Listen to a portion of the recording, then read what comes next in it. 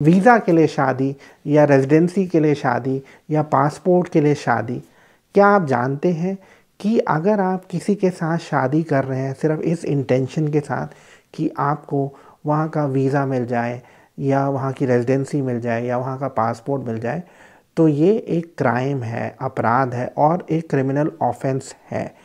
अब देखिए, इसको क्रिमिनल ऑफेंस यूएस में भी माना जाता है, यूरोप में भी माना जाता है और ऑस्ट्रेलिया में भी माना जाता है, यूके में भी माना जाता है। इनफैक्ट यूके में तो जो इमिग्रेशन है वो रेड्स करता है, ख़ासकर जो वहाँ पे टाउन हॉल्स होते हैं जहाँ पे शादियाँ हो रही होती हैं, और कई बारी ऐसे लोगों को पकड़ा जाता है जो शादियाँ कर रहे हैं सिर्फ बेसिकली अपने वीज़ा को एक्सटेंड करने के लिए या यूके में रहने के लिए।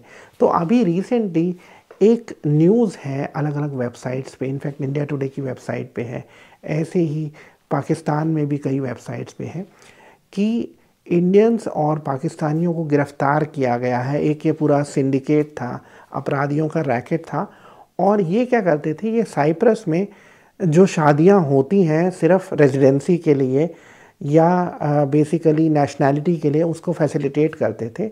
और ये शादियां पिछले, मैं कहूँगा 10-15 सालों से हो रही थी, क्योंकि होता क्या है कि साइप्रस अभी भी शेंगन जोन में है नहीं। तो बहुत सारे इंडियन जो साइप्रस में हैं वो आगे जाने के लिए क्या कर रहे थे, वो रोमेनियन लड़कियों से शादियां कर रहे थे या बुल्गारियन लड़कियों से शादियां कर रहे थे। तो अभी क्या हुआ है, पिछले हफ्ते यूरोपोल जो ईयू की एक एजेंसी है, इन्होंने एक ऑपरेशन किया लातविया में, पोर्टुगल में और साइप्रस में। इन्होंने 15 लोगों को गिरफ्तार किया है जो इन्वॉल्व थे 133 यानी 133 नकली शादियां करने में या ऐसी शादियां करने में जिनका पर्पस था लोगों को रेजिडेंसी दिलवाना या वीज़ा दिलवाना। तो इन सब लोगों को अरेस्ट किया गया है और मैं कहूँगा कि लोगों से 10,000 यूरो से लेके 20-25 हज़ार यूरो तक लिए जा रहे थे इस चीज़ के लिए। तो मैं आप सबको वार्न करूँगा, क्योंकि कई बार हमारे सब्सक्राइबर्स ये पूछते भी हैं कि क्या मुझे शादी करके नेशनैलिटी मिल सकती है। देखिए क्या है, अगर आप शादी सिर्फ इसलिए कर रहे हैं कि आपको नेशनैलिटी मिल जाए या वीज़ा मिल जाए, तो इमिग्रेशन बहुत एक्सपर्ट है इस चीज़ को डिटेक्ट करने में और उनको आइडिया हो जाता है। इनफैक्ट उनको ये भी पता है कि किस पर्टिकुलर रीजन के लोग इस तरीके की मैरिजेस ऑफ कन्वीनियंस करते हैं। और मैं यहाँ पे आपको एक एग्जांपल देता हूँ। आज से करीब 3-4 साल पहले मुझे किसी ने कांटेक्ट किया था, किसी एजेंट ने। तो उन्होंने बताया कोई इंडियन व्यक्ति था जो साइप्रस में रह रहा था, उसने एक रोमेनियन से शादी की और वो पोलैंड होता हुआ यूके जा रहा था।